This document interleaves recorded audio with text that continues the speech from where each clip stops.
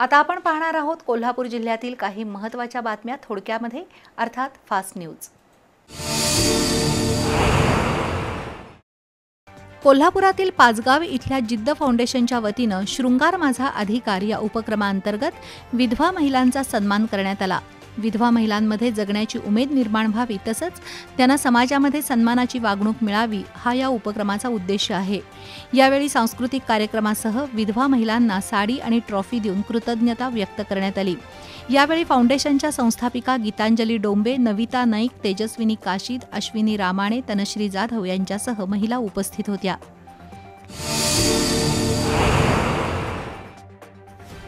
South Korea इथं झालेल्या open आंतरराष्ट्रीय तायक्वांदो चॅम्पियनशिप स्पर्धेमध्ये कोल्हापूरच्या जालनावाला स्पोर्ट्स सेंटरच्या विद्यार्थ्यांनी यश मिळवले। राणोजी माने, नील भोसले यांनी या स्पर्धेत भारताचं प्रतिनिधित्व करत सुवर्ण आणि कांस्य पदकाची कमाई केली। त्यांना प्रशिक्षक अमोल भोसले, नवीन दवे, निलेश जालनावाला यांचं मार्गदर्शन लाभलं।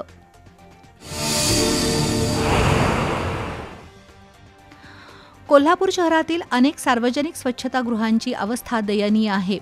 आषाढी एकादशीचं औचित्य साधून कोल्हापुरातील यूथ डेव्हलपमेंट फाउंडेशनच्या वतीनं शहरातील काही सार्वजनिक स्वच्छतागृहांची साफसफाई करण्यात आली।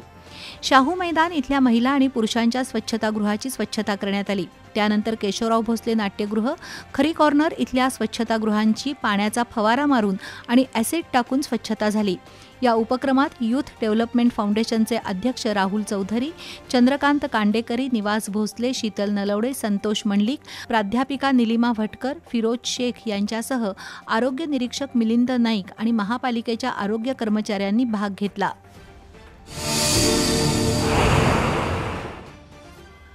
आंतरभारती शिक्षण मंडळ संचलित कोल्हापुरातील विक्रमनगर इथल्या करवीर प्रशालेमध्ये निवडणूक प्रक्रिया राबवण्यात आली। लोकशाहीमध्ये निवडणूक प्रक्रिया कशी असते याची प्रत्यक्ष माहिती देण्यासाठी शाळेनं वार्षिक जिमखाना निवडणूक प्रक्रिया राबवली। त्यानुसार 5वी ते 10वीच्या वर्गातील 125 मुली आणि 95 मुलांनी उत्साहानं मतदान केलं। एकूण 6 जागांसाठी 12 उमेदवार रिंगणात होते। निवडणूक निर्णय अधिकारी म्हणून मुख्याध्यापक गुरव तसंच केंद्र प्रमुख म्हणून SD पाटील यांनी काम पाहिलं। त्यातून शाळेतील विद्यार्थी प्रतिनिधी निवडण्यात आले।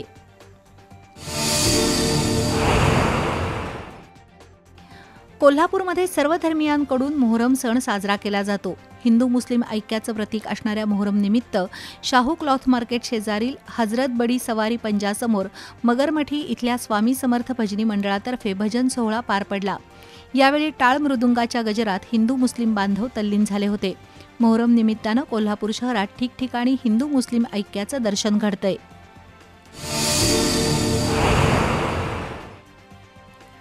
कोल्हापुरातील शिवाजी पेठेतील खंडोबा तालीम मंडळातर्फे मोहरम सण मोठ्या उत्साहात साजरा झाला। ऐतिहासिक परंपरा लाभलेले हुसेन साहेब आणि जमाल साहेब पंजे तब्बल 23 वर्षांनंतर भेटीसाठी बाहेर पडले। ॲडव्होकेट धनंजय पठाडे यांच्या हस्ते भेटीचा शुभारंभ झाला। पीढबाक, हलगी, लेझिम या पारंपरिक वाद्यांसह घोडे, उंट सजवलेल्या गाड्या अशा मिरवणुकीनं सर्वांचं लक्ष वेधून घेतलं। मिरवणुकीत खंडोबा तालीम मंडळाचे अध्यक्ष योगेश चौगुले, उपाध्यक्ष आशिष जरग, विक्रम जरग, संदीप पाटील, अरुण पवार, सुरेश पवार, प्रल्हाद पवार, महेश चौगुले, स्वप्नील पाटोळे यांच्यासह नागरिक सहभागी झाले होते। कोल्हापुरातील रंकाळा इथल्या संजीवन इंग्लिश मीडियम स्कूल आणि लिटिल वंडर्स प्ले ग्रुपच्या विद्यार्थ्यांनी पर्यावरण संवर्धनाच्या जनजागृतीसाठी उपक्रम राबवला। कापडी पिशव्यांचा वापर करा आणि प्लॅस्टिक टाळा असा संदेश देत विद्यार्थ्यांनी गंगावेश आणि परिसरातील बाजारामध्ये खरेदीसाठी आलेल्या नागरिकांच्या प्लॅस्टिक पिशव्या काढून घेऊन त्यांना कापडी पिशव्यांचं वाटप केलं।